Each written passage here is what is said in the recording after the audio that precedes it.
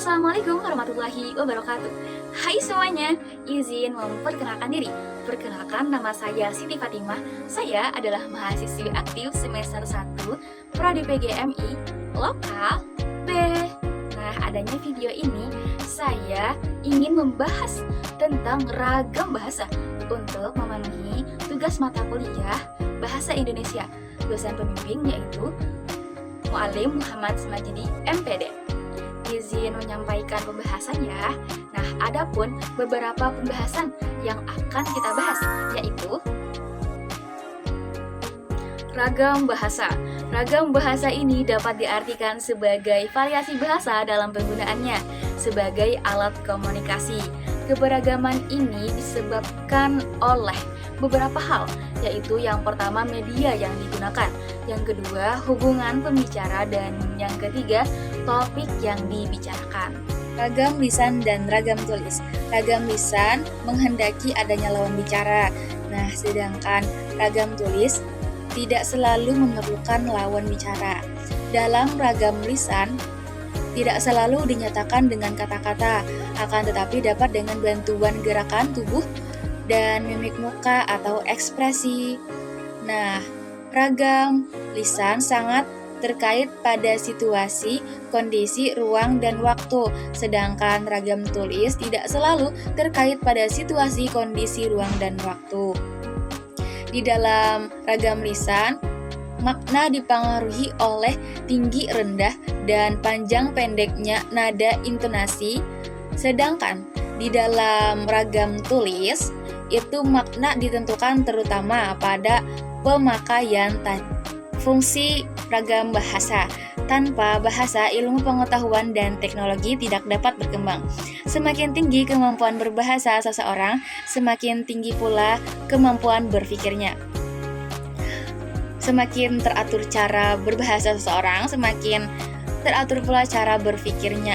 Dengan berpegang pada formula itulah dapat disarikan bahwa seseorang tidak mungkin menjadi intelektual tanpa menguasai bahasa. Apalagi kita sebagai mahasiswa dan mahasiswi atau pelajar atau juga umum itu sangat memerlukan ragam bahasa karena itu sangat dibutuhkan untuk sisi diskusi. Nah, itulah pentingnya bahasa dan batasan akan ragam bahasa. Ragam bahasa ilmiah dan ragam bahasa non-ilmiah. Ragam bahasa ilmiah memenuhi ragam bahasa standar, formal, atau berpelajar dan bukan bahasa informal atau pergaulan. Bahasa ilmiah ini disusun menggunakan ejaan bahasa Indonesia dan digunakan untuk kepentingan ilmiah. Pada saat membuat karya ilmiah, mahasiswa juga menggunakan ragam bahasa tulis ilmiah. Ragam bahasa non-ilmiah. Ragam bahasa non-ilmiah terbagi menjadi 3. Yang pertama, bahasa prokem adalah bahasa sandi.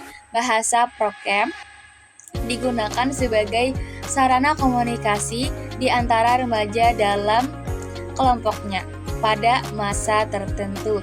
Contohnya seperti bokap, yaitu bapak, nyokap, yaitu ibu, atau dari contoh lain lebay, nah yaitu berlebihan. Kedua yaitu ragam bahasa slang yang sifatnya musiman dipakai oleh kelompok sosial tertentu untuk berkomunikasi secara internal. Slang hanyalah transformasi parsial dari bahasa Indonesia menurut pola-pola tertentu. Contohnya, ngapain?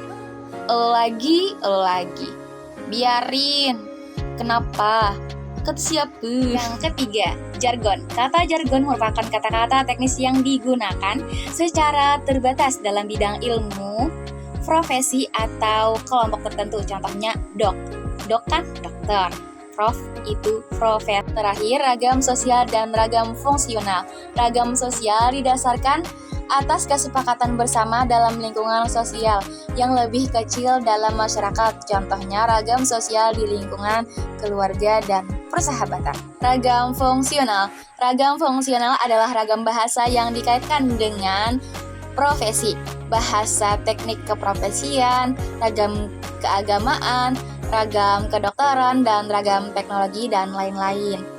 Nah, itu adalah pembahasan tentang ragam bahasa. Sekian, mungkin itu saja yang dapat saya sampaikan. Apabila terdapat kesalahan, itu datangnya dari saya pribadi, mohon dimaafkan. Apabila terdapat kebenaran, itu hanyalah milik Allah Subhanahu wa Ta'ala. Semoga bermanfaat. Barakallahu fikum. Wassalamualaikum warahmatullahi wabarakatuh. Dadah.